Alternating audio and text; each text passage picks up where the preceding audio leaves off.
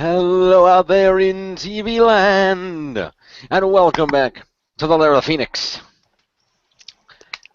As you can see, we're getting back to our roots today here on Lair of the Phoenix, our TV Somewhere Disney! Funny, but no. Spring of Star Kid! No. The Hanukkah of Power Rangers! What the fuck is that? I don't know, they have 8 different colours, why not? The Hanukkah of Power Rangers. Okay then.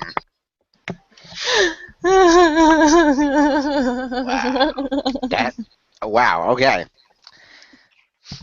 But anyway, now we're getting back to our roots of reviewing television, or looking at television shows here on the Lair of the Phoenix. And today we're going to take a look at the new shows premiering in this fall. And I emphasize that fact, these are new shows that are premiering this fall. We will not be looking at any returning shows. This is just new stuff that is premiering that is new. Fair enough. Oh, I will also point out, Jim. Mm-hmm. How can you get back to your roots when your last video on Lair of the Phoenix was Once Upon a Time, which is a TV show, thus your roots were already firmly planted? This is true. This is true. But that Your was also roots part. were That's so also. planted, you were like a dancing baby Groot. Dancing baby Groot. I am Groot. Mm-hmm. Anyway, you are Groot. But anyway, so we're talking about TV shows today. On a related note to what he mentioned, though, there will be a review of the 4th season of Once Upon a Time sometime in the next week. Stay tuned for that. But anywho, today we're going to talk about new fall. Forthcoming. Exactly. Haha. All right. So today we're going to take a look at some of the new TV shows that are coming out. And when I say TV shows, I mean shows in general, not necessarily ones that are on TV. I'm going to mention a few Amazon shows, some Netflix shows, stuff like that as well. So we're going to cover a little bit of that also. Internet shows will not be discriminated against on this program. It's okay, I'll discriminate them for you. Fair enough. Right. I discriminate against them unless it's Netflix or Amazon. Fair enough. You may discriminate away. Alright. Let's see here. I'm going to start off over here on, for the record, I'm reading the majority of this list off of the new show list on TVGuide.com, if anybody would like to follow along. However, I have a small list in a Word document of additional shows that I want to mention that were not on this list. So, we will cover some of those as well. It should be noted that except for one that I have on my extra list because I had read about it and I think it's cool it should be mentioned, all these shows are premiering sometime between now, being the 5th of September, and the end of November. We're not covering any shows that are at that mid-season January, February premiere, primarily because the schedule of those releases has not really been put out yet. It's also worth noting, I'm Chriz, aka the Mole. Also, it's worth noting if you're in the town of Monroe, New York, in Halloween, you could see me be scary. We see that every day. Have you looked in the mirror? Fuck off. Boo and stuff. I think I did a clever hint by saying it's also worth noting I'm Chriz, aka the Mole. I was getting there. I was introducing the premise of the episode first. Anyway, joining me from their sort of programs from the Mole, Chriz the Mole, as he has so thoughtfully mentioned. Oh, you mentioned me. I'm so surprised. I wasn't prepared. I didn't have anything written out. Hang on. I'd like to thank Jim for inviting me onto his show. He'd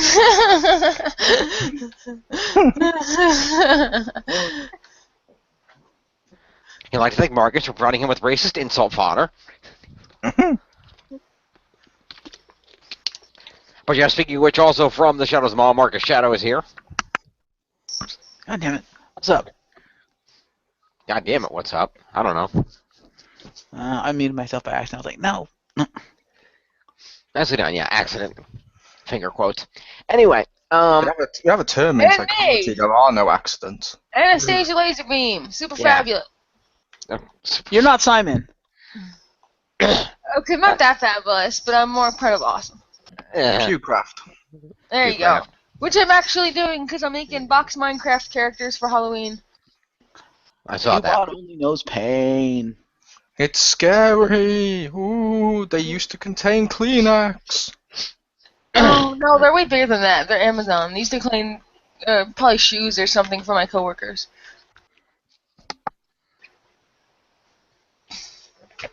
I mean, like a lot of shoes.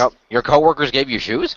No, they didn't give me shoes, but they order like 6 shoes like every week or something. So they in giant boxes, and then they give me the boxes so I can turn it into a creeper or something. And good luck with that. Okay. Yeah. I look forward to seeing the results. Indeed. Sure, it'll look very good next to your Frankenstein. I can't wait till that premieres. Speaking of which, I see what you did there. Alright. Let's dig in. The majority of this list will be in alphabetical order. This is not by release date, but I will mention the dates as we go so you know when they're coming out. Alright. are we starting with A? We are. I said I'm going to try to, the ones I have in the side list, I'm going to try to integrate them into the alphabetical list. I might have to, if I miss one, I'll jump back to it, but I think I should be okay on this. So, we're going to open this up with Angel from Hell. This is on CBS, premieres Thursday, November 5th at 9:30. So Angel's coming back? I mean, he went to hell like 4 times. Not that Angel. Good try, though. That'll probably a better show. No, this is the reunion show like they're doing for like Family Ties. Oh, not Family Ties. It's what do you call it? What those shows with the Olsen twins, whatever the fuck that was called, and Boy Meets Full House? Full House. Yeah, this is the return of Teen Angel. Because we need to know what happened since he ate that burger. You want to hear what's Teen Angel? That show was awesome. Yay! Someone actually remembers Teen Angel. I remember that show because it had Black God who reminded me of Zordon. It did have like that weird black hat, yeah. Just because it was just floating in space, it was just weird. But I loved the origin of he had a poisoned burger and died. Just because he found it under his bed and it was a dare, so he's like, yeah, I'll eat it. Okay, why not? I remember one time the Zordon had always made funny jokes. Like one time the burger guy asked him a question, and it cut out to him, and he was wearing a hat and was half behind a fence, and he started talking to him like Wilson. It was awesome. Yep. Mr. Wilson! Not that Wilson. Wilson Fisk, the Kingpin? No, but that'd be cool. Wade Wilson? But if you want to see more of him, check out Daredevil on Netflix. And no, if you want to see more of him, check out his upcoming movie. Yeah. But no, Angel from Hell, or Angel in Hell, or Angel From Goes Hell. to Hell. No, Angel from Hell. From Hell. He goes to hell. Like high school. Hell high school. Yeah. Yeah, it's like the books, like Garfield Goes to Washington. Ah. Angel goes to hell. Been there, done that. Moving on. Yeah. So what's it about? Well, Angel from Hell, it stars Jane Lynch as a guardian angel who follows around a character played by Maggie Lawson, who is a straight-laced dermatologist, and basically has to figure out, is this person really my guardian angel, or is this a crazy person who thinks they're guardian angel? And basically it's an oddball buddy comedy. Okay. Between 2 females? That is correct. Females can be friends. Oh no, I know they can. I'm just asking to make sure because I wasn't I didn't like at least hear the gender of the second character. That sounds fun. Interesting. Then I have a question for you. Does Maggie sound like a boy's name? Hey, if a guy can be named Jane, I'm not holding any bets for anything. That is true. We did have a guy named Jane in our last radio play. Fuck off! I hate you. Nice. Nice. That was sweet. You're so mean. Go Tom. You're so mean. Well, later note, stay tuned to the premiere of our next radio play later on tonight. Yep. Breathe, But Pete, no, breathe. That sounds like actually an interesting premise for a comedy. It could be decent. Indeed. That sounds like a cool idea for a show. I am worried about one little tiny thing of what you mentioned. What's that? The distance between, and this is what we talked about Once Upon a Time, the distance between how long it takes to find out whether or not that person's an actual guardian angel or not. Because eventually that's going to come out, and if it's too soon, or if it's soon enough, or early on, that'll be cool. if it's later on, it'll change the dynamic of the show and could make viewers drop or go up depending. I think I'm not. Sorry, go ahead. I just said no. All I said was, you know what I mean? Yeah. The thing is, I think if I understand this correctly, I think it's one of those things where it's the audience knows that she's a real guardian angel. It's only the character who's not sure. Well, that would I be think. okay as long as it works that way. That's cool. I think that's how they. I think is we're supposed to be aware, like we could see the supernatural shit she's doing, whatever. It's just the character doesn't necessarily believe this because would you believe if there's somebody walking around following you saying I'm your guardian angel? No, I'd fucking hit him in the head with a shovel and run Exactly. away. It should also be noted, if this is of any benefit, that Kevin Pollak is in this show. Nice. Hey then. And Kyle Bornheimer, I don't know who he is, but he's in it too. Okay. Moving along. Next, I'm going to go over to the side list for the first one on that list over here, because I have this conveniently available. Because I thought this was kind of cool. I want to talk about this. This is a show called The Art of More. Like M-O-R-E? Yes, Art of More. Okay. And this one's unique, because this is actually... has anybody here ever heard of Crackle? No. I have heard of Crackle. The candy? It was the free It was the free distribution service. It was on PS3. It's on Xbox. They did the Dead Rising film. I haven't heard of him, but I heard of his brothers, Crackle and Pop. Or Snap and Pop. Ah, nice. Well, yeah, Crackle is still around. It's basically an online thing that's owned by Sony. And basically you could sign up for it and you can watch a lot of movies and TV shows and shit on there for free. Basically anything that Sony has the rights to show, they have on there. So you can go in there, you can see old shows. Is it owned by Sony anymore? That's what everything is telling me. The reason why I wasn't sure is because their last big project, like earlier on this year or last year, was the Dead Rising exclusive film, which they gave away early to, I think it was people who had the app on the Xbox One. To tie in for the game. So I could understand it because Sony does run their movie studio separately. Like they put Spider-Man movie games on the Xbox and stuff, so I could see it. Mm-hmm. It was just, you know what I mean? It seems a little weird for Sony to own a channel that had an exclusive Xbox film. I said everything I've seen, everything I've seen and understand is it's basically, as I understand it, it's still owned by Sony. Cool. I said, unless something's lying to me, that's everything I see here. It's Crackle Incorporated 2015, but all the other things that talk about it said that it was owned by Sony. So I'm assuming that until I see otherwise. Yeah, like I said, it could be, but I was just saying it was a little weird if it was. But yeah. It could be perfectly right. For the show. So, indeed. So I have a couple of Crackle shows on here because they sound pretty awesome. The first one is called The Art of More. It's a 1-hour scripted drama. All 10 episodes of it will premiere on Thursday, November 19th on Crackle. It should be noted Crackle is completely free as long as you register for a free account. You can watch everything on there for free. You do not have to pay for it. And there is a wide variety of things on here. You can watch, some old TV shows you might know, things like Seinfeld, All in the Family's on there, Barney Miller, all stuff like that. Other unique things, the Dilbert cartoon is on there. Jackie Chan Adventures is on there for some reason. Oh, yeah. Oh, yeah. The Dead Rising film. The Dead Rising film. The Jeffersons, a whole bunch of anime. Just all kinds of interesting. The Shield. Some Spider-Man cartoon. I don't know which one that is, but there's a Spider-Man cartoon. It's not the 90s one. With it being Sony, I'll assume the MTV Spider-Man show, as people call it, the one with Fair enough. all that cool CGI based on the Sony films. Fair enough. The live-action Tick show is on there. Nice. Yeah, that was awesome. Also, T.J. Hooker, among other things. Yeah. But the first one I'm going to talk about in this list is called The Art of More. It stars Dennis Quaid, actually. And the premise of this particular program is that Dennis Quaid is a, I believe he's the guy here. Let me see if I can understand. I just want to make sure I have the actual description of this correct here. Let me see, where is it? Art of More. It's a Crackle original series. Let's go on. I'm going to go into the thing. I just want information about the show. Live. And unprepared. I'm prepared. Okay. So it exposes the crime and intrigue behind the glamorous facade of New York auction houses. Features Dennis Quaid, Kate Bosworth, Christian Cook, and Carrie Elwes.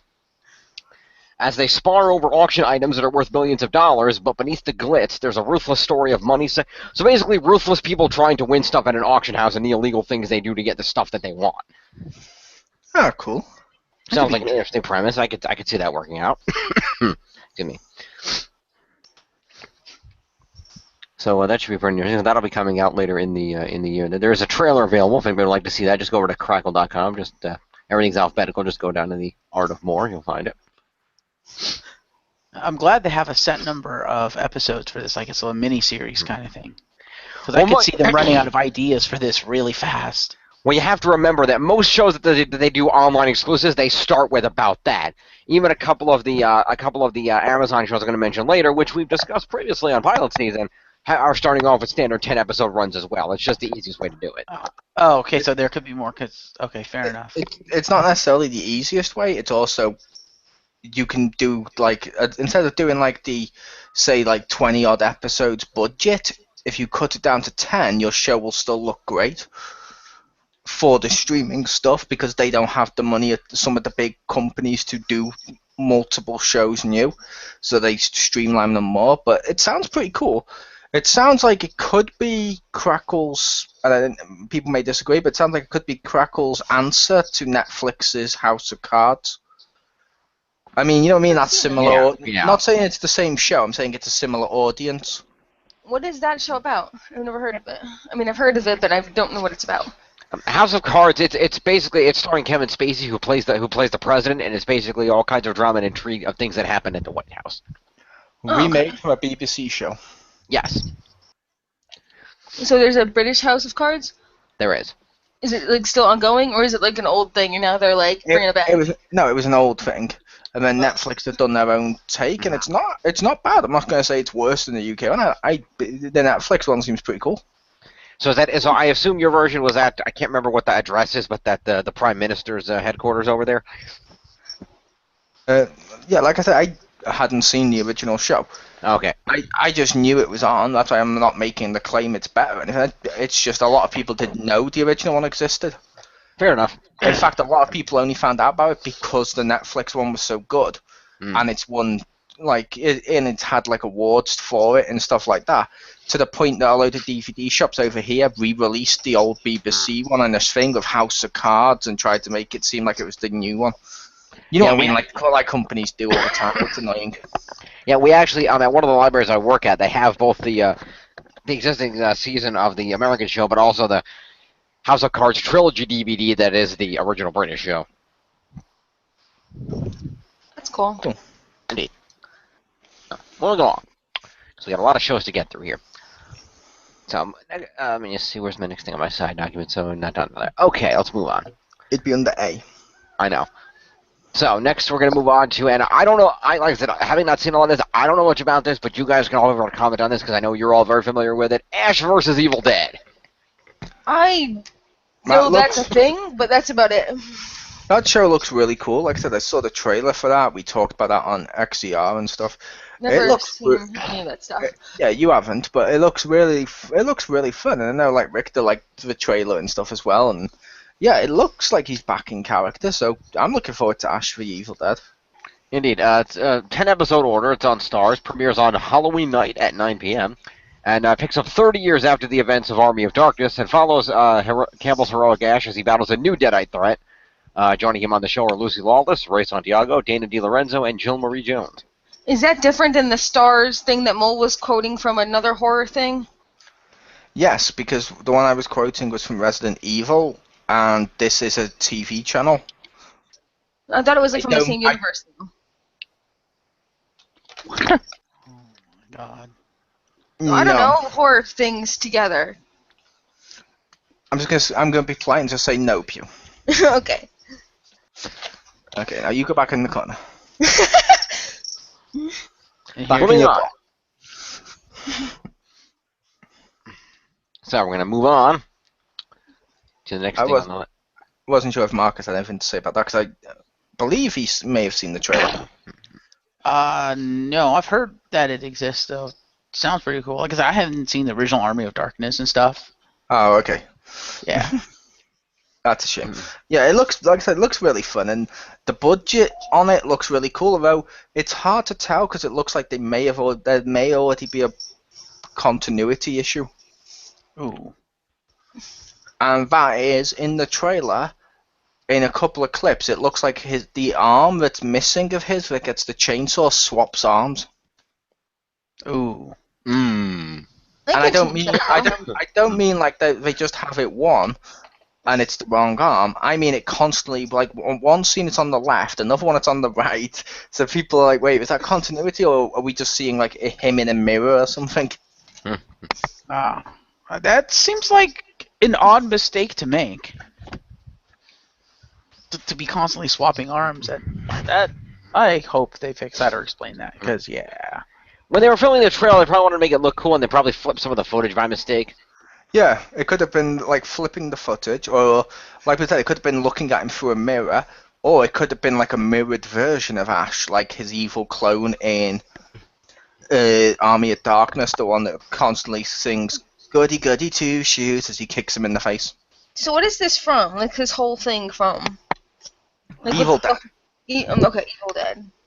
Yeah, there's a series of films called The Evil Dead 1 and 2 and whatnot. Because I just heard of it. There's one Evil Dead 2. There's the Army of Darkness or Evil Dead 3, depending on your definition, and the current Evil Dead, which is in continuity, as Ash appears at the end. So it was like a reboot, but in continuity. Fair enough. Yes. So, moving on. I hear Kitty. Anyway. Yeah. I'm just jumping around the place. Did you put a bell on her or something? Why is she rattling so much? Oh no, see I have all the boxes that I'm gonna paint, but then they're like, oh, boxes, I'm gonna jump from box to box to box to box, and then do it all over again. The Alright. next show. Next show, The Bastard Executioner.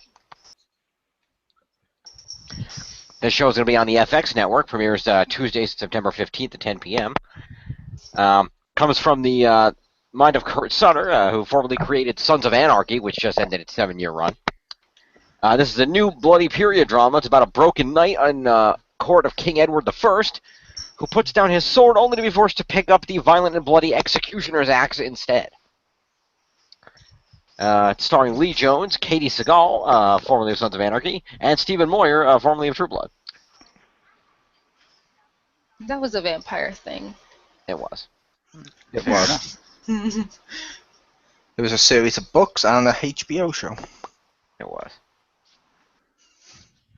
But that could be cool. Indeed. I'll admit, I would reserve judgment on that just based on its name. Mm-hmm. I don't mean anything bad by that per se, but to me personally, calling a show something like The Bastard Executioner just sounds like you've gone out your way to try and make this sound too mature and graphic from the get-go. It's like, don't try hard. It does sound a little bit edgy, but yeah. It sounds edgy for the sake of it though, and that's I'm like, no. We'll Indeed. see how it is. Yep. Moving along. Also, that should be under T for there, unless you introduced it as Bastard Executioner, comma, there. Oh, all right. Sorry, I was just helping you catalog things more accurately, librarian. But you don't need to, because if you know anything about library cataloging at all, you would know that in any instance of library cataloging, the words the and a are ignored in any cataloging. See, over here, which I've seen on ours, because you can type it in yourself to search for stuff, they aren't ignored. They put a little comma and put it at the end. Sometimes they do that, yes. Sometimes it's in there, but the searches just inherently ignore the or the a by virtue of cataloging. It depends on how it's put in, but yeah. In this case, it looks like they're just ignoring the and a. So yeah, but I was just making a joke because I know it's a good joke. You worded it wrong. Fair enough. My apologies. Moving on, Benders. Unless it has multiple benders from Futurama, I don't know. Sadly, it does not. Thank you for that one. I was biting my lip and not making a comment. This is on IFC, premieres Thursday, October 1st at 10 p.m. This is IFC's first ensemble comedy. Follows a group of friends bonded together by their totally irrational obsession with men's hockey. Specifically, their league team known as the Chubbies. And yes, that is the name. The cast includes Lindsay Broad from The Office, Chris Stefano from Girl Code, Mark Gessner from Orange is the New Black, Roy Iskandar from Gotham, and Andrew Schultz from Guy Code. Cool. Also, several well-known comedians and actors make appearances in the first season, including the Sopranos' Steve Sciarippa, Breaking Bad's Mark Margolis, and even Jim Brewer. I would make the case. How are they unknown if you list them as previous works? Maybe they're not popularly known. I didn't say unknown. Like that one? I didn't say unknown. I said well-known. Oh, I thought it sounded like you said unknown comedians. And then you listed ones for Breaking Bad. I'm like, that's a pretty known show. No, I said well-known. I don't know that show. You got a loot crate thing from it. Yeah, but I don't know what that was until you told me about it. You don't know a lot of things. There is logic in what he says. Mm-hmm. I have been revealed. Mm-hmm. Now, Pew, if you want to reveal yourself, save that for the After Hours video. For more information on Pew Revealed, go to xhamster.com. Wow. Fuck you. Anyway, moving along. Next up, we're going to go into something a little different. This is Best Time Ever with Neil Patrick Harris. I did hear about that show. That show looks interesting. It's going to be on NBC. Premieres Tuesday, September 15th at 10 p.m. And it's basically a variety show. It's based on, you might know more, it's based on the popular British series Anne and Dec's Saturday Night Takeaway. Time Ever. Yes, Yeah, I know that show. Yeah, it's based on that. It features appearances by stars, stunts, comedy skits, incredible performances, mini game shows, audience giveaways, and hidden camera pranks. If you can think of it, it'll probably pop up on this show. Which I will make the case that one may actually be better. Was it not good for you? It has the words Ants and Deck. That pretty much says it all. I don't know who that is. We don't know or who what they that is. are. And praise your stars. But yeah, the host over here, that's from Simon's neck of the woods, as you guys would say. But they were popular. Oh, what do they suck? They're from Geordie Shore. Yeah, they were popular, and they were really great. They even hosted one of the best kids shows of all time.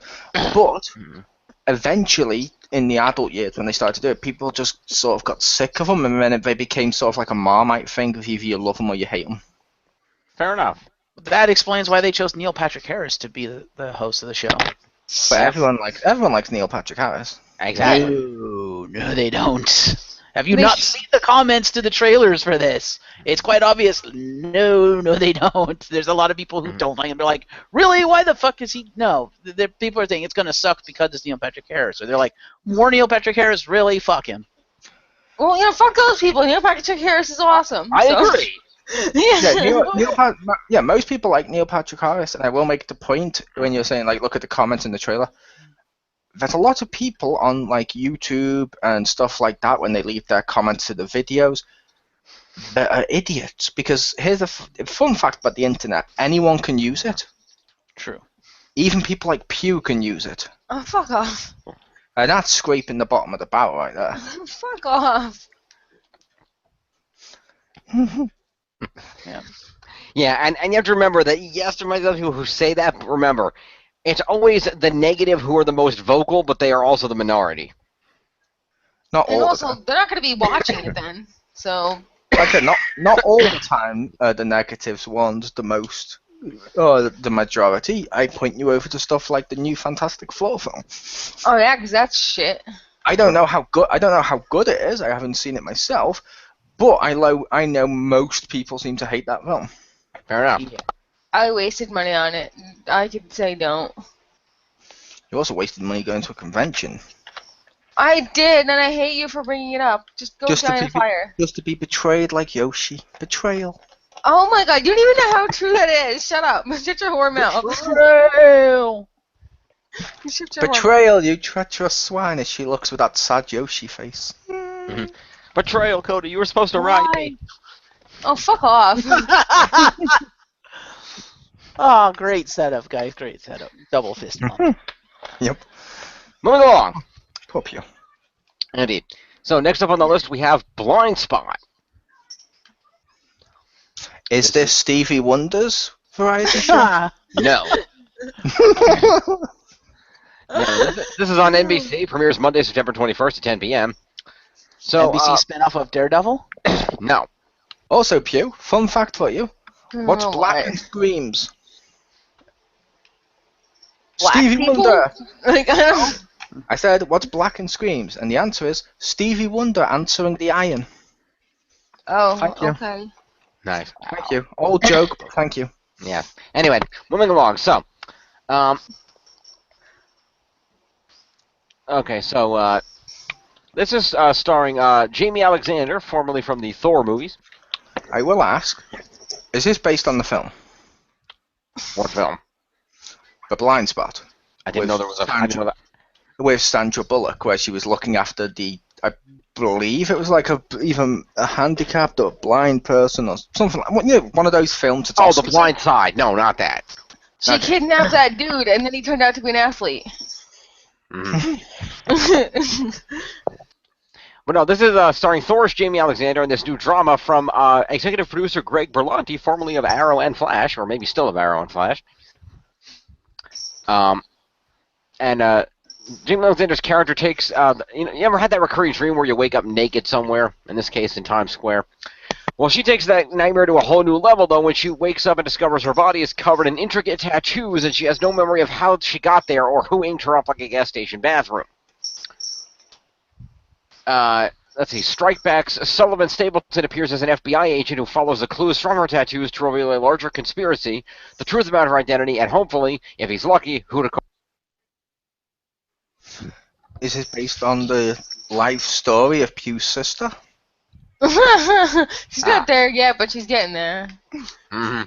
It was just relevant as before recording she mentioned she got a tattoo. Yeah, and it was like a thing of the moment thing. He was like, oh, fuck job interviews. You know, it's cool getting tattoos. And while I'm not against them, when you're like trying to get a job, you should probably go to that first, and then you tattoo afterwards. Probably. Unless you're going for a job interview at a tattoo parlor, in which case you can probably kill two birds with one stone. Yeah, this is also true. But no, that could be cool. That sounds like a little bit of a mystery and a drama and stuff like that. So Indeed. that could be fun. It could be. All right. Marcus, anything to say on that? No? Is that the one that I've seen the trailers for? Where the chick is like bald? No, she's not bald, at least not in this picture. Or like really short hair? I don't know, because I remember seeing this trailer. She does have short hair. It's not Pew short, but it's short. Because I seem to remember, that might be the one I'm thinking of, because I remember seeing this trailer online on like YouTube. And that the premise sounds very similar. The girl with the tattoos and the FBI agent. That show looked kind of interesting. Okay.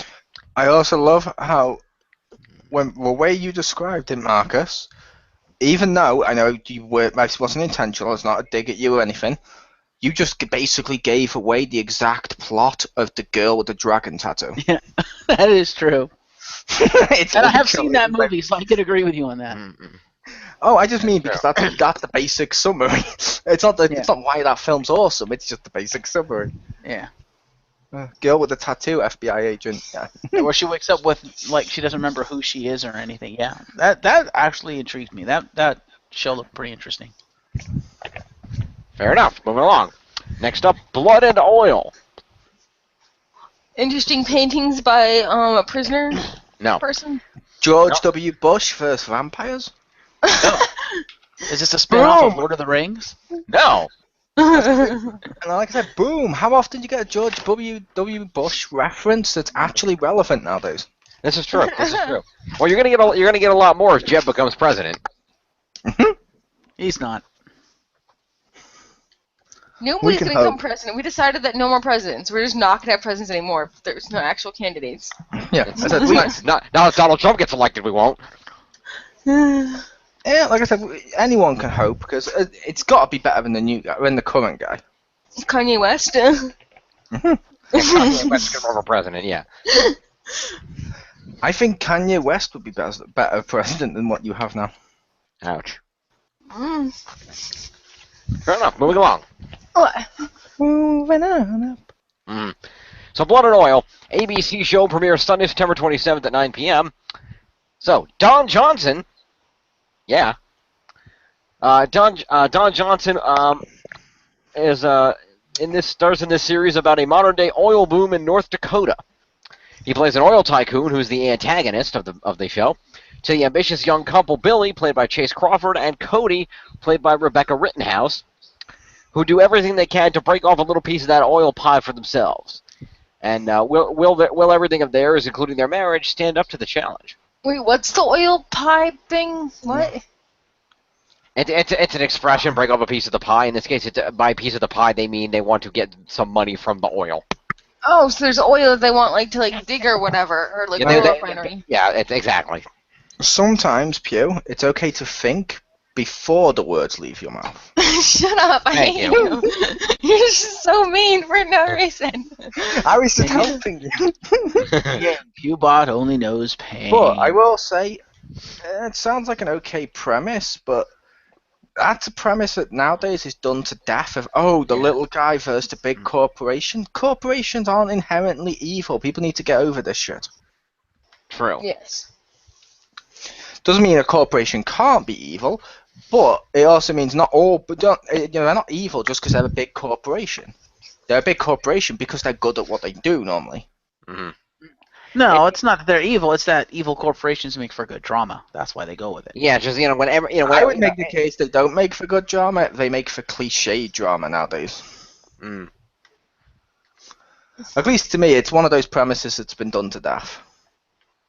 Umbrella Corporation. Yeah. Anyway, so yeah, that's Blood and Oil. Sunday, September 27th, 9 p.m. ABC. Moving on. Next, I'm going to jump back over to my side list for one here. I'll keep alphabetical order. I'll hold off on that for one more. We're going to go, actually two more. So we're going to go next, Chicago Med. They're in a hospital, and the hospital is in Chicago. Correct. This is actually a spin-off of the popular Chicago franchise. You might heard of the show Chicago Fire. Heard of Chicago No. Bulls? Yeah. Nope, haven't heard of them either. Well, there's currently there's currently a show called Chicago Fire and a few of those, and this is a spin-off of that. This is Chicago Med. These are all made by Dick Wolf, the guy that made all the Law and Order shows, mind you. And it stars Oliver Platt, S. Epatha Merkerson, Laurie Holden, Nick Gilfus, and Yaya DaCosta, and follows the day-to-day activities of one of Chicago's busiest and probably most dramatic hospitals. Which I will say that that's something in itself which is actually not that bad. I'm not saying whether or not the shows are good, I just mean the structure of spinning it off into okay, now this is this department in this, or this company or whatever in the same city, and that's so they're all different. It's not like take a city and add the word CSI or NCIS to it. Yep. And it says here you will expect to see Chicago's hunkiest firefighters and top-notch lawmen, because they also have Chicago law, swing through its doors on a semi-regular basis. Which makes sense if it's all within the same universe. Yep. It's all connected. All right. So that'll be on NBC Tuesday, November 17th at 10 p.m. Next up on the list, we're going to go with Code Black. It's a code by black people, and they use ebonics to deliver messages that other people can't determine.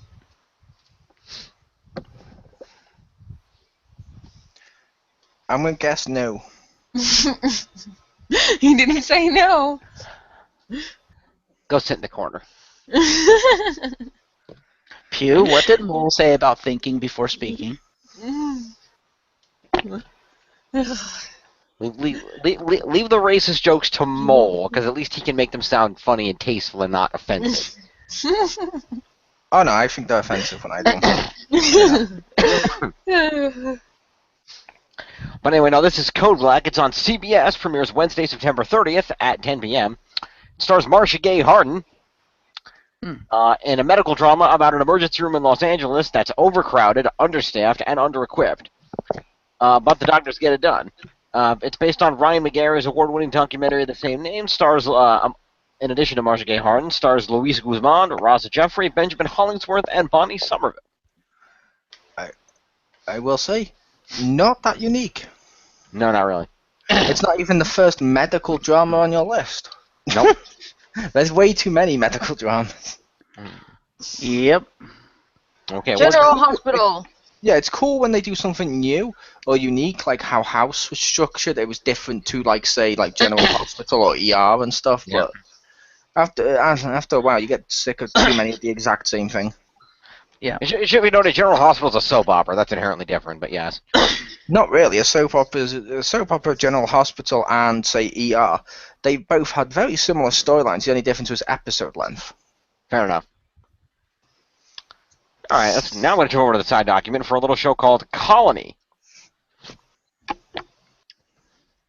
which is pretty cool. This is just a little further in the future, but this show is going to be on the USA Network on January 14th. It's set in the near future, and it follows a family as they try to survive and return order to an occupied Los Angeles. Starring lost Josh Holloway, a.k.a. Sawyer, as Will Bowman, former FBI agent whose beliefs about the occupation clash with those of his wife, Katie, The Walking Dead's Sarah Wayne Calais, something like that. So, that sounds kind of cool. I always like dystopian future stuff. Fair enough. Maybe that's just me. Cool. Okay, moving along. Next, we're going to go over to the CW network for Crazy Ex-Girlfriend. Okay, then. Better than Super Ex-Girlfriend. I hope it is. Anything's better than that. That movie was terrible. Yes, it was. So, this is the CW's only new series this fall. Because why do you really need a new series when you've got Flash, Arrow, and all the other crap they have? This new comedy with musical elements hails from Rebecca Bloom, who stars in the show as Rebecca Brunch, a determined and possibly crazy young woman who gives up her partnership at a law firm in Manhattan to move to West Covina, California, in a desperate attempt to find love and happiness with an ex-boyfriend. Remember when we said she might be crazy?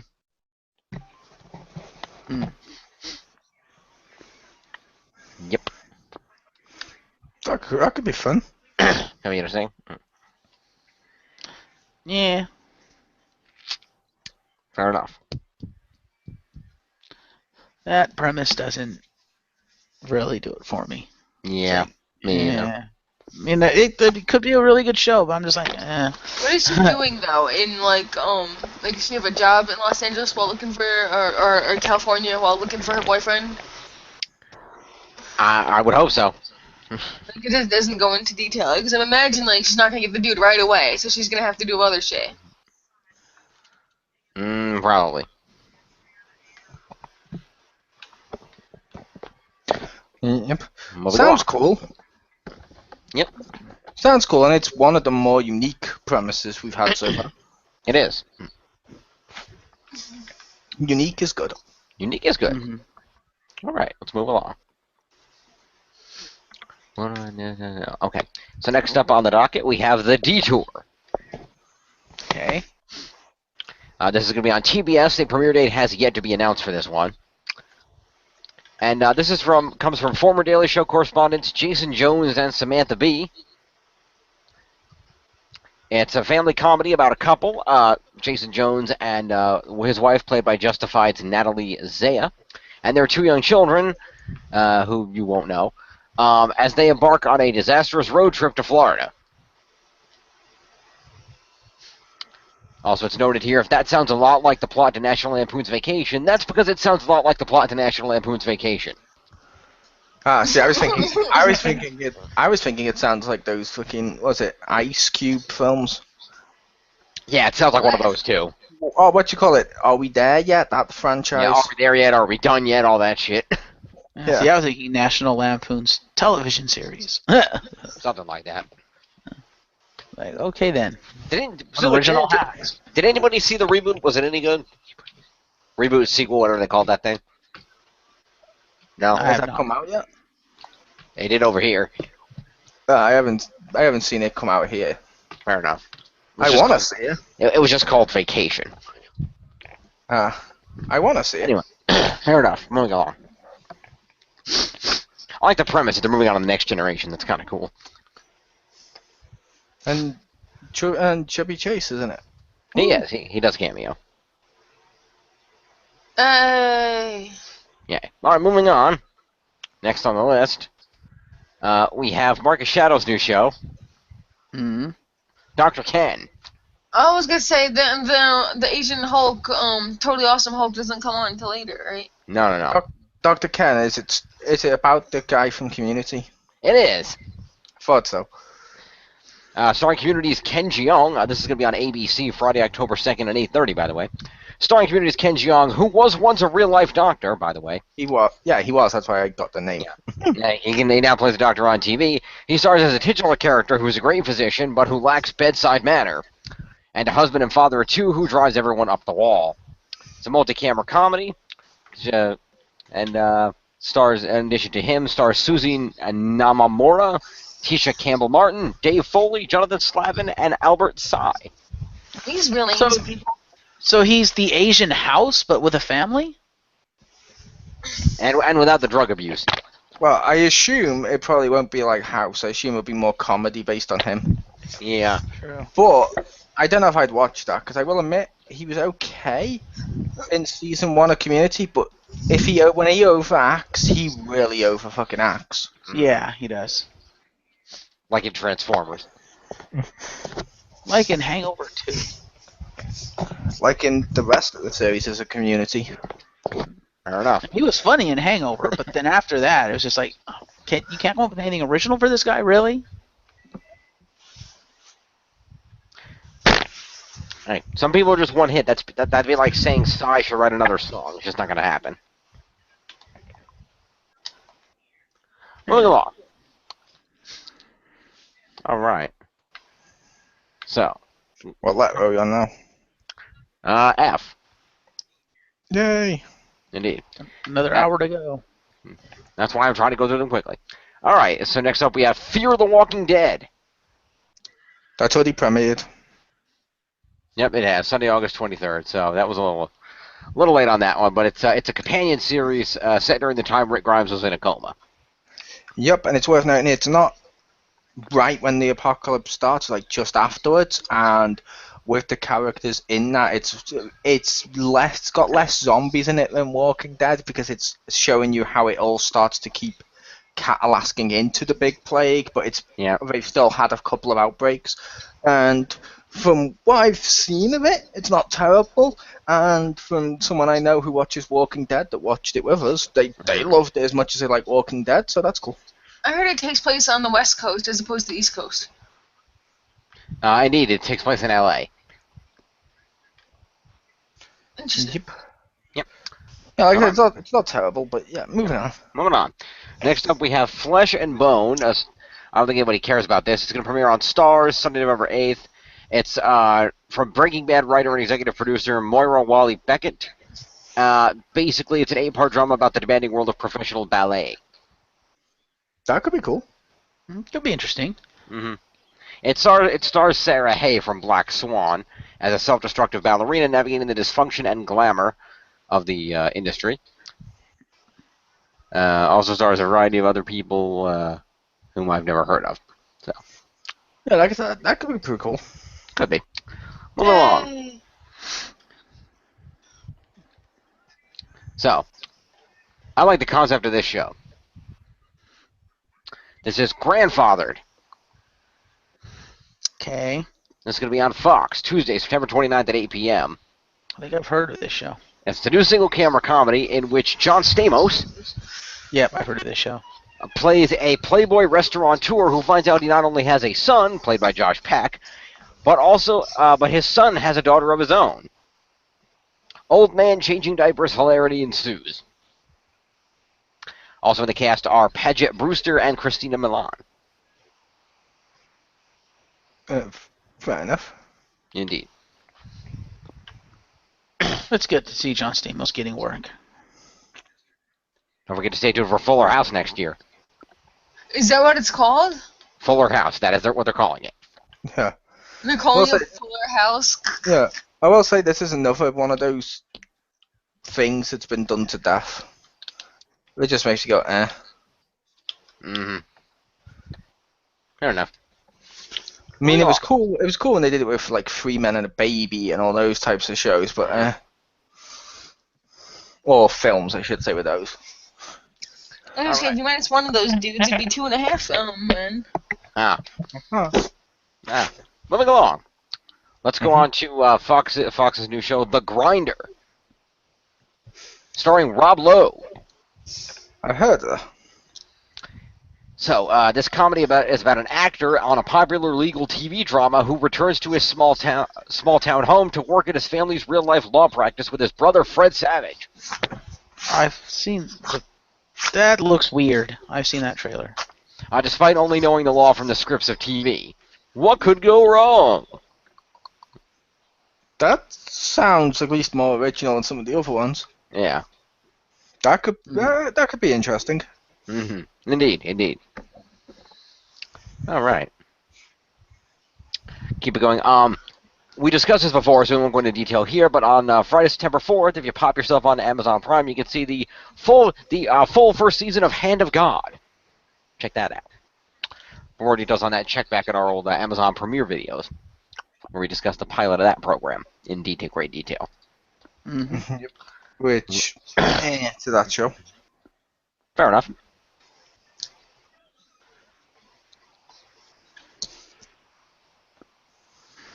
Moving along. Also on NBC, and again, I didn't watch the original. Maybe one of you could comment, but we have Heroes Reborn. I was told not to watch it the first season. I will say that could be interesting, only because Heroes Season 1 was good, Season 2 was okay, and was still enjoyable. 3 onwards sucked balls to the point at the end when they announced it was cancelled, people like, it's still on. So hopefully it can reclaim how good it used to be. Indies. According to this series is exactly like the old one, only with less Milo Ventimiglia and more Zachary Levi. I don't know who any of those people are. And although Peter Petrelli won't be back, there are some other familiar faces making appearances, including Jack Coleman as HRG, Greg Grunberg and Matt Parkman as Masai Oka, and Masai Oka as Matt Parkman, and Masai Oka as Hiro Nakamura, among others. Wait, He's the only one I liked. I love Hiro Nakamura. Everyone else could just go die. unless I'm wrong about the actor, did you just say but more and it was the person who was Spock? No, Zachary Quinto No. is Spock. Ah, good. I was going to say they overused Sylar in like season 1 to 5 or however much he got up to. They overused the shit out of him. No, he's not in this. At least not Oh, listed here. The new story is about following a terrorist attack in Odessa, Texas, that left the city decimated. Those ordinary folks with extraordinary abilities are blamed. Most have gone into hiding or are on the run, but something tells us they won't stay hidden for long, because otherwise what the fuck is the point of this show? It wouldn't surprise me unless they killed him in the show, which I don't know because I've never really watched it. It wouldn't surprise me if they brought Sylar back for like a one-off arc or something, like in between Star Trek movies. Like I said, I really hope they don't. He got overused way too much. Are they the same person, the guy who played Sylar and the Spock? Yes. Yes. Wow, Current Spock, Sylar. not original Spock. Obviously, yeah, because he's gone. But Mm-hmm. like, I never knew that. Indeed. Mm-hmm. Moving along. Mm-hmm. Next show up is, oh, by the way, I should mention, Heroes Reborn, NBC, Thursday, September 24th at 8 p.m., by the way. Okay. Next up, this seems like a show that Marcus Shadow will thoroughly enjoy. Okay. This is called Into the Badlands. Okay. As I understand this, it appears to be about a samurai on a motorcycle. Okay, you have my interest. It appears to be a martial arts drama. It's on AMC, premieres Sunday, November 15th at 10 p.m. It's created by Smallville's Alfred Goh and Miles Millar. Follows a guy named Sonny, played by Daniel Wu, a warrior embarking on a spiritual journey across a dangerous area known as the Badlands, a place where the strongest and most brutal have risen to wealth and power. Also stars Aramis Knight, Martin Sokas, Emily Beecham, Oliver Stark, and Orla Brady. I will say, you had me a motorcycle? That sounds cool. You lost me at Smallville? And you lost me when you gave me, and you lost me again when you gave the premise where it's like, oh, okay, so they're trying to rip off Mad Max. kind It's of. basically let's make a Mad Max one, and let's use martial arts because all the nerds think it's cool. It's like, okay. Well, I think I'd enjoy it probably more than Mad Max just for the samurai stuff. But I have a feeling, yeah, the plot's probably going to go sideways pretty damned quick, which is going to completely ruin it. Yeah. Fair enough. Moving along. I know of Mad Max. But I might be interested to see like the first episode, just like a samurai on a motorcycle in the middle of nowhere fighting off like other people. That sounds kind of awesome. Indeed. Moving along, I'm going to jump back over to the side list for just 1 second here because I did very briefly here because obviously there's not much to talk about until it premieres, but because I thought it is worth mentioning, it is kind of a big deal. Did anybody want to comment on the new Late Show with Stephen Colbert? Nope. No. Aside from the fact that it exists. Fair enough. Just didn't know if everyone wanted to comment. I'm excited. I'm looking forward to it. I always like Colbert's old show. I think it's going to translate good into this. That's all I got to say. Moving on. Next up, we have Life in Pieces. It's going to be on CBS Monday, September 21st at 8:30. It's a multi-generational family comedy told from the point of view of every family member. This features Diane West, James Brolin, Colin Hanks, Zoe Lister-Jones, Angelique Cabral, Thomas Sadorsky, Betty Brant, and Dan Bacadal. Not much to say about it. It's just a multi-generational family comedy. Colin Hanks, is that Tom's son? I believe so. Nice. If that's the one I'm thinking of, he was his son that was awesome in Roswell and really fucking underused in that hack Peter Jackson's King Kong. Fair enough. I mean, really underused. It pissed me the fuck off when I saw he was in like 1 or 2 scenes and then Jack Black was the main character. I'm like, what the fuck? This dude's a great actor. You've really fucking underused him. It goes to show that that dude doesn't know acting. Yep, that's that dude. Fair enough. Moving along. What else we got coming up here? We have Limitless. And yes, this one is based on the movie. What was the movie? I was going to ask. Well, the movie was also called Limitless. You might remember this as the movie where they invented pills that could basically unlock unlimited human potential of energy or whatever that crap was. I will say, when she's like, what was the film? And you mention it, she goes, oh, that was a film. If you go, you may remember this as, chances are she's never heard of it. Bradley Cooper starred in the movie. Oh, I like Bradley Cooper. Yes. So, this television show is based on the movie. It stars Greek's Jake McDorman as a man who takes the drug that gives him access to 100% of his brain. That's the unlimited. Meaning he's gifted physically and intellectually, which makes him the perfect person to solve crime. Also stars Jennifer Carpenter, Mary Elizabeth Mastrantonio, and Hill Harper. Also Bradley Cooper, who was the star of the original film, and the executive producer of the TV series, will recur and reprise his character on occasion. Cool. That seemed like I didn't get to see that movie, but it did seem like a cool movie. Seems like one of those premises where it could go either way. Mm-hmm. It'll either be one that the masses gravitate towards, or be one that's completely overlooked and then therefore cancelled.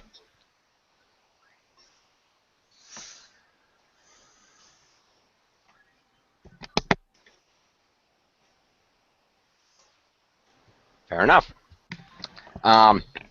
Just jump over to the side list for a quick note here. Again, check our Amazon Premiere for more details. But the first full season of Man in the High Castle will be premiering on Netflix on November 20th. Or no, that was actually Amazon too, wasn't it? That's Amazon. Sorry. Yeah, that was Amazon. That was the show that really doesn't do subtle well. Yeah, right. Nazi symbolism. Fair enough. So check that out. Symbolism implies its subtlety as well. Yeah, it was kind of more like, a shovel to the face. Mm-hmm. Moving on, we have the next show, Master of None. Master of Nuns? No, Master of None. Like a jack of all trades. This is a single nun. She's not available, Mole. Stop trying to pick up nuns. It's a single nun. He's a master of none. It's like 50 Shades of Grey meets The Passion of the Christ. Needs There you go. Well, I said there's a thing already. So No. get pen and paper. Write this down. Who used a pen and paper in 2015? Hey, I do. Shut up. That would also be a great show in the future. If Jim was to write down the new shows coming out, and then ask us based on its title what we think it's about. That would be funny. But yes, Master of None, None. Oh, Master of None. This is going to be a Netflix show premiering Friday, November 6th. Produced by and starring Aziz Ansari. You may know him from Parks and Recreation, amongst other things. and also the roast of James Franco. That too, where he was the only funny person there. Besides James Franco. Besides James Franco, yeah. Who's actually funnier than him, and that dude's meant to be a stand-up comic, so it's like, Yeah. you get owned by James Franco at stand-up, and you're a stand-up comedian, it's kind of time to Indeed. turn it in. Indeed. This is being co-created by former Parks and Rec writer Alan Yang. 10-episode series is going to follow the adventures of Dev, played by Ansari, who is basically Aziz Ansari, indecisive 30-year-old actor in New York who's loosely based on Ansari. Each episode is a rumination on a single topic, from the elderly to travel to food. Guest stars include H. John Benjamin, Claire Danes, and Noah Emmerich. Could be funny, although it sounds almost like that Louis C.K. show. A little bit, yeah. Louis C.K. Which He I knew would- he sorry. Which I was going to make the case, which the Louis C.K. one's actually really funny. Mm-hmm. And for all you Seinfeld dicks out there, that one's actually the show about nothing. Your one actually had like plots and all sorts. Fair I was enough. gonna say, at least Louis C.K. knows that he can just act like him, and that's about it. So he kind of made it work. Mm-hmm. He made it work, and like I said, he also literally made it almost a show about nothing. Almost. Which, that's awesome. Indeed. Moving along. Next up is the show Minority Report, and yes, that's based on the movies. Didn't know they were making a TV show out of that. They are. It's going to be on the Fox network from on Monday, September 21st at 9 p.m. It's set 15 years after the Tom Cruise film, and it follows a precog who is a psychic who has the ability to predict the future, if you know the movie, named Dash, who has the ability to stop crimes with the help of a detective, but he must do all he can to keep his abilities a secret, as there are people out there who want to detain precogs and do all sorts of bad things to them. The only Like- Dash I care about is Rainbow Dash. As in funny. The only Dash I care about is on The Incredibles. Thank you. Boom, Pew, you just got schooled, bitch, right here on the floor at Disney. We're covering ABC shows, it counts. Is Old Man Cruz going to reprise his role? I do not see any detail on that happening. No. Also, Dash, Old Man Cruz is totally where we're going to send Marcus on his next birthday. indeed. Stark Sand. Old Man Cruz. Anyway, Stark Sand stars as Dash. Megan Good on board to play his partner. Hey, then. That's I where it's had a going. delayed reaction there. Delayed reaction. It's cool, people listening. She just got Ah. All right. Coming up next, I think we can all thoroughly comment on this. It's the Muppets. Woo! Boo! No, Yeah. I'm genuinely booing.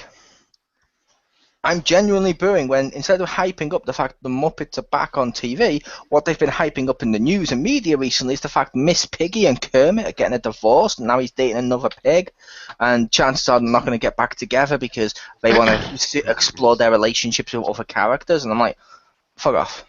Mhm. I'm not even saying, oh my god, Miss Piggy and Kermit are the perfect couple, but there's some elements of the Muppets you don't fuck with. Mhm. It's like, oh, this is gonna be the serious guy now. Like, I don't, That's like taking the symbiote off Eddie Brock. You just don't do that. yeah, it's like I don't want to hear basically Miss Piggy. I love hearing whenever she goes like, oh Kermit, but I don't want to hear her to say like, oh Kermit replacement. It's like when Barbie and Ken got divorced. It's like, really? They were brothers. They're not supposed to be divorced or married or like anything. They weren't brothers when one of them's female. But yeah, Barbie, What? Barbie and Ken got divorced. Brothers and sister. Barbie and Ken got divorced. They were married. They had a child together. They got divorced. They dated other people. Then eventually, after those toy lines died down, they put them back together and made a fuck ton of money. I know, but like, they were used to be brother and sister. No, they didn't. No, I thought in the beginning they were supposed to be. Not that I know, but I could be wrong. I thought like in the very early ones they were brother and sister, but then they changed it because it worked better if they were like, boyfriend, girlfriend, or married or whatever. Yes, but that's a term for that. It's called reverse skywalking. Ah, nice. Okay then. Did not know about that one. But yes, the Yeah, Muppets. but isn't the premise of the Muppet Show like kind of go against what the Muppets are about? Like they're trying to make them too much like the movies, putting in like drama and intrigue and stuff. This new version of the Muppets is presented as a modern-day documentary, catching us up with Kermit, Miss Piggy, and everyone else as they go on with their professional, running a late-night show, and personal puppet romance lives. ABC's pitching this as a more adult version of the Muppets. It's still good for kids of all ages. So basically, kind of getting back to the root of what the Muppets were when they weren't just, oh my god, everything has to be GPG. The Muppets who were, the kids loved them, but there were jokes in there for the adults too that went over the kids' heads well enough that it was cool. Yeah, but I'm like, I don't like it. Yeah. In an ideal world, what they would have done is merged the Muppets with Neil Patrick Harris's new show and had him like a reoccurring character on there, and boom, you have a new take on a Muppet variety show. I would be okay with that. I think the reason, though, is they wanted to get away from the variety show thing because if you recall, they tried to relaunch the Muppet Show for the Muppet Variety Show in 2009, and it died pretty quickly from lack of ratings. So Yeah, but the reason it died fast is because, did you see that one? No. It wasn't that good. Like when they did the Muppet movie, and the second one, they were good. The Muppet comics were good, and they got the characters of the Muppets. This one didn't. It was like up there with like Muppets Wizard of Oz as being like, no. Nipple jokes. I'm gonna be off mic for a little bit. Helpful. Asian Hulk out. Pretty much. It's totally awesome. And even though I'm not on camera, is it wrong when I said that, Jim? I did a mic drop with my hand. I just mimed mic drop. That's perfectly fine. There you go. That's fine. And did Pew just quote Star Kid? Yeah. Well, see, Nice. that's the whole thing. That's the whole thing, because the Hulk, it's totally awesome Hulk or something. That's So- true. That's true. Fair enough. Mhm. So yeah, the Muppets. We'll see how that goes. Or as Kermit put it, what can I say? I like pigs. You just said I like pork. Mm. Anyway, moving along. Next up on the list, we have Narcos. This is a Netflix show. By the way, the Muppets are going to be on Tuesday, September 22nd at 8 p.m. Narcos is going to be on Netflix. It's actually already on Netflix right now. Came out August 28th. Inspired by real-life events, it's a drama from the producer of Elite Squad, Joe Padilla, and it has a Goodfellas vibe to it, telling a gritty story that chronicles the rise of cocaine drug cartels and the efforts by law enforcement to stop them. The first season is about notorious drug kingpin Pablo Escobar, the one-time leader of the Medellin cartel. Boyd Holbrook stars as the American DEA agent Steve Murphy, and Game of Thrones Pedro Pascal as Javier Peña. That could be cool. Indeed. All right. Pew, anything on that one? No? Nope. Okay. Moving on. Let's see what else we got here. We got The Player. This is NBC, Thursday, September 24th at 10 p.m. Philip Winchester stars opposite Wesley freaking Snipes in this new Las Vegas set action series about a former military operative and current security expert drawn into a high-stakes game in which a bunch of wealthy jerks bet on his ability to stop crimes before they happen. Nice. Oh, rather interesting. That premise sounds actually kind of awesome. Indeed. Marcus is back in. No, I'm just popping once in a while. My dad's gonna come by and drop something off. Awesome Hulk in. But yes, that's The Player. Next up on the list, Public Morals. TNT Network, Tuesday, August 25th. That's already out. Basically, it's a TV series about crooked cops in 1960s New York City. And the single cop, played by Edward Burns, who tries to clean everything up. In addition to him, Burns, who created and wrote the series, Michael Rappaport and Elizabeth Masucci star, and Steven Spielberg is executive producing. Cool. Indeed. Comments? No? No. Like I said, it sounds cool. I don't think I'd watch it, but it sounds cool. Yeah, I'd probably give that show The Player a shot. Public Morals not totally interested in that. Even though I should be, because I'm a history buff, I should be interested in that, but let's move on. Oh, if you're a history buff, you should have been watching Game of Thrones. It's set in the past. Fair enough. Next up on ABC, Quantico. Premieres Sunday, September 27th at 10 p.m. Which is the sequel to Quantum Leap. No. Fact. No. Hashtag fact. No. Good try, but no. So this is an incredible a new class of FBI recruits at Quantico all join the FBI for different reasons, which will be shown to the audience by flashbacks. But the interesting part is that one of the recruits, and we don't know who, is responsible for the biggest domestic terror attack on the U.S. soil since 9/11. Let the twist begin, starring Priyanka Chopra, Jake McLaughlin, Joanna Brady, and Graham Rogers. Ah, 9/11 references. How topical. Indeed. I thought it could be kind of an interesting show. Terror stuff going on. Not bad. Yeah, it could be cool. Indeed. We got, let's see here. Let me go over to the side list for 1 second. Just as a note, October 9th, first full season of Red Oaks will be on Amazon Prime. Cool. That was a pretty good show. Jump back over. We're going to have Rosewood. It's a Fox show, Wednesday, September 23rd at 8 p.m. Morris Chestnut plays the titular Rosewood, endlessly optimistic and loves life. He's a brilliant medical mind, but his real problem is appear to be legitimate medical issues that lead him to live his every moment in his life like it's his last, apparently. He's Miami's top pathologist, and he'll help a skeptical cop, Jana Lee Ortiz, solve murders that the Miami PD can't. That sounds kind of weird.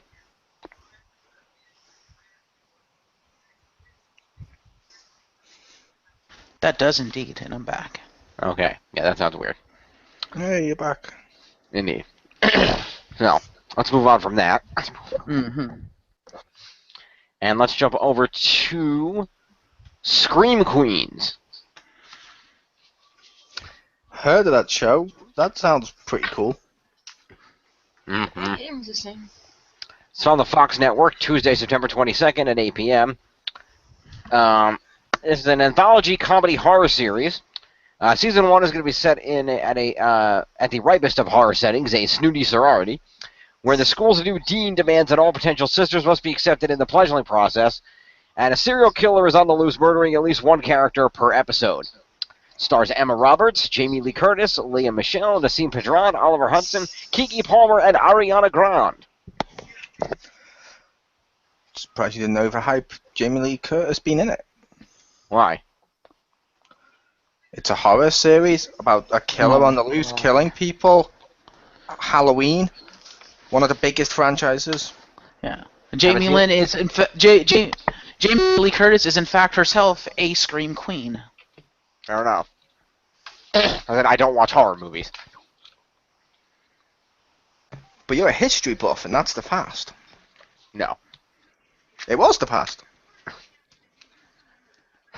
Stop. Even when I said it was the past, that was the past too. That's how time works, Jim. Yeah. I thought it was just a bunch of wibbly wobbly, timey wimey stuff. Nope. Fair enough, but yeah, Scream Queens. Yeah, it sounds like it could be cool. That's interesting. And now I'm going to take me to talk about back to the side list for a show I really want to see because this sounds amazing, and it looked pretty funny in the trailer too. Okay. This is a show called Super Mansion. Okay. Superman's house? What's that? I said Superman's house? No. Oh, somebody's headset is making that noise. I believe it's Marcus's because he cut out. Sorry. I don't know. But no, Super Mansion premieres on October 8th. This one's also on Crackle, which means it's free. Sign up and watch it. And this is pretty funny. This is about a group of irreverent superheroes who try to remain relevant in the modern era.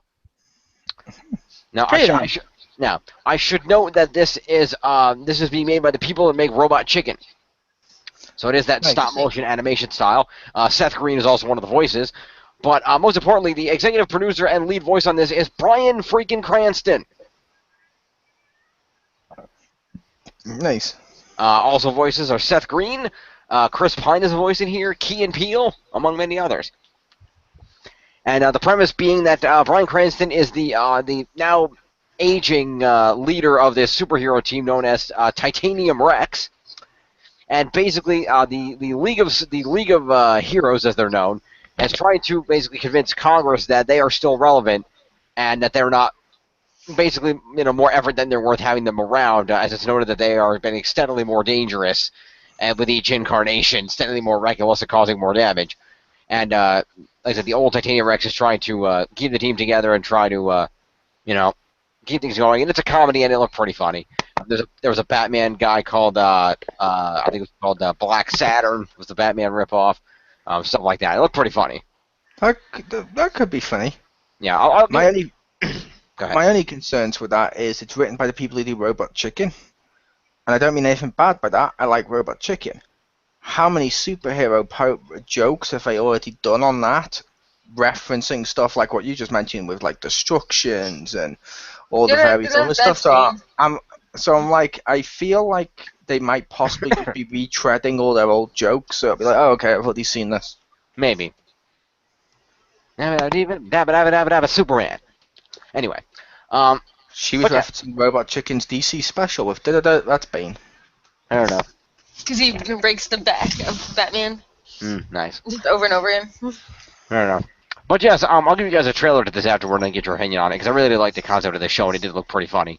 But yeah, that's Super Mansion. That'll be October 8th on Crackle. Moving back over. And not Snapple Pop. No, not Snap or Pop, just Crackle. And that's the last thing on the side list, so let's jump back into the main list and run through the rest of these before we grow old and die. He's looking at you, Marcus. Exactly. So we're going to go over to CBS, Monday, October 26th at 8:30. Mole, take it away. Supergirl. That show looks pretty awesome. Okay, I'm looking forward to that. I saw And the trailer. The trailer looked awesome. I know some people have complained about the pilot episode after it leaked online and they illegally downloaded it, but I'm like, well, you illegally downloaded it, you probably weren't going to watch it on TV anyway, so fuck you. I haven't seen the pilot episode. Well, yeah, because you didn't illegally download it, which is fine. Yeah. And like I said, I'm looking forward to it. I'm looking forward to watching the official releases of it. And yeah, that show looks fucking awesome. Yay! Okay. That's not really original, but okay. Apparently she's saving National City. Is that a thing? Yep. That's apparently a thing. Like, That is a how thing. can you have a national city? Is there like a national city in every city, unless it's national across the country? I don't know, that's what it says, National City. It's come from bubbly heroine Kara saving National City from disaster. Stay for the Devil Wears Prada work environment with Kara's nightmare boss, Cat, played by Callista Flockhart, and wardrobe changes. And I do believe National City's been used in DC Comics before, so it's not it wasn't just made up for the TV show. Fair enough. Because they like their fictional sounding cities, and yeah, it works. I mean, it's no less unique or no less retarded as a name or whatever you'd say than Metropolis for a metropolis. This is true. And it's still not as dumb as half the naming stuff in Power Rangers. Stay tuned for after tomorrow. Yeah. When I've come to realize I kind of like that if I view it as a parody. Fair enough. Also starring Makad Brooks, David Harwood, Harewood, and Kyler Lee also star, or Chyler, however you pronounce that name. Yep. Also, Jimmy Olsen seems to have a much bigger role in this series. He does. He's the love interest. not just a love interest, he's also seems to be her buffer between her and her cousin that everyone knows. Mm. So therefore they don't have to show him as often, but they said they might still show Superman in it. Mm. The other question being, will that be Henry Cavill's Superman, or will it be a different Superman? Unlikely, due to the fact they're keeping the TV and cinematic universes separately and not resting on some sort of cliched clutch of everything's connected, even though it's not.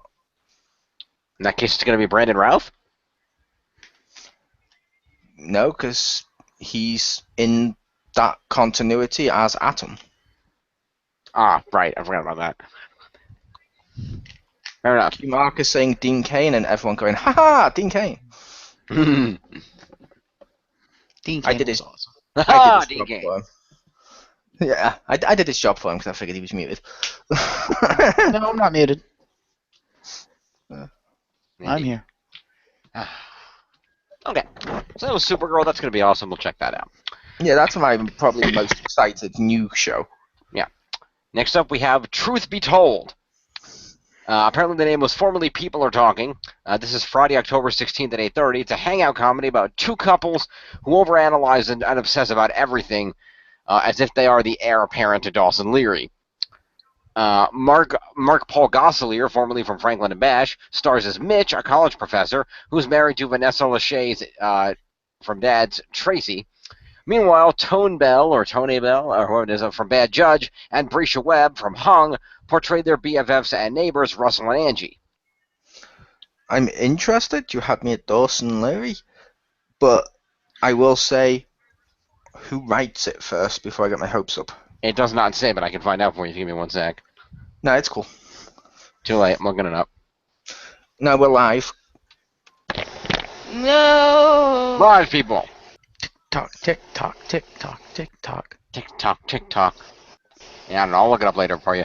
Anyway, moving along. There we go. Woohoo! You learned. Plus 1 point for Jim. Yeah. It's plus 1 experience. Yeah, no, like I said, it's not a big thing. I just wondered who wrote it, only because.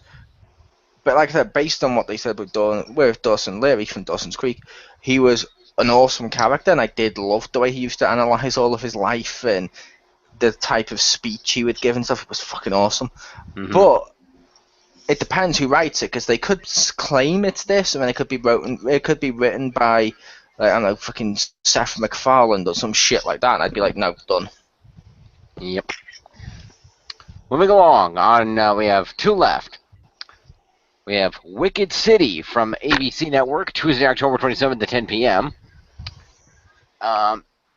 It's a combination anthology, period piece, and murder drama. It's set in 1980s Los Angeles. The first season is about a detective, played by Jeremy Sisto, chasing down coupled-up serial killers Ed Westwick and Erica Christensen, who prey on young women. Okay, completely different to what I expected. Hmm. When you mentioned the name of it, I thought, oh, is that show that I believe got cancelled, but then they were trying to ship it round of the realistic take on Wizard of Oz. No, that was Which- Emerald. That was Emerald City. I know it was Emerald City, but I meant based on the title of the show itself, and they were gonna reword it, and she wasn't even gonna be in Emerald City. She was gonna be somewhere else, Oh, and fair it was enough. gonna be like they were gonna be like all realistic, like lawyers and stuff like that versions of the characters. It looked like Once Upon a Time, but not as good. Fair enough.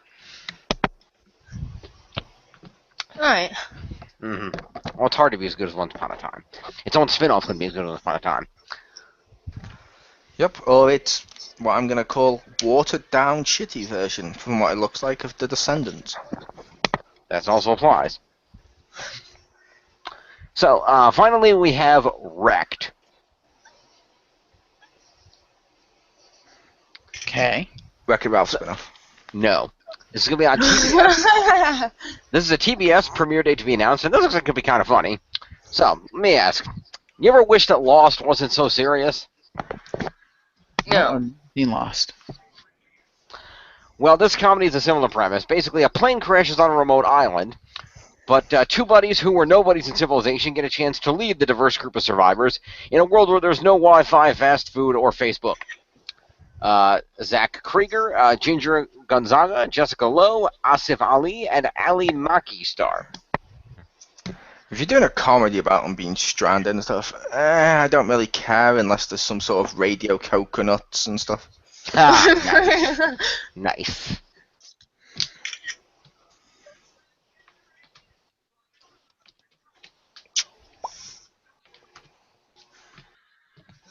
All right. Well, that is the final program on my list, unless anybody had any other shows they wanted to discuss. No, that was pretty much it. All righty. I thought you were also going to do returning, but No. which wait until you mentioned at the beginning of the show you weren't. I was like, but that's cool. Well, we can always do another video on returning later, if we want. But right now, given how long this already was, I don't think we really want to go into returning also. No, wasn't saying going to it now. Like I just said, I thought originally when we were going to do this, you were going to, and then when you mentioned at the beginning of the video you were, I was like, okay. Yep. It seems like there's a healthy lineup. It seems like this fall lineup is heavy on the comedy, which is a little surprising. Yeah. It would be. No? Well, like last year, I think it was, 2.5 Men ended. Mm-hmm. There's no more How I Met Your Mother and stuff. The only big comedy around, which is shit, is The Big Bang Theory. Which means there's sort of a comedy void where everyone wants to be the next Friends or next How I Met Your Mother. You know what I mean? So there is a void there. Whereas most of the other shows, there's no void there because, hell, some of them even repeated the same premise as each other. True.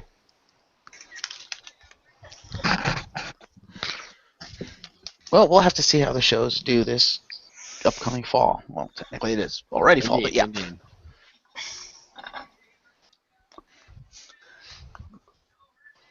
Should be interesting. Good shows in there. There's some shows that are like, nah, and there's some shows that are like, wow, that sounds like shit. So I just say the fall of Disney has a much better ring to it. Ah, funny.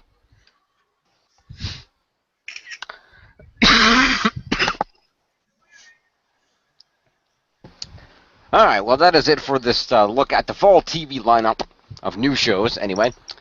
And a little bit into the new year. Maybe do another one of these in the beginning of January to cover the mid-season premiere shows. We'll see what happens, or I should say the spring premiere shows, as it were. Winter premiere, whatever you want to call them. The January premiere shows. And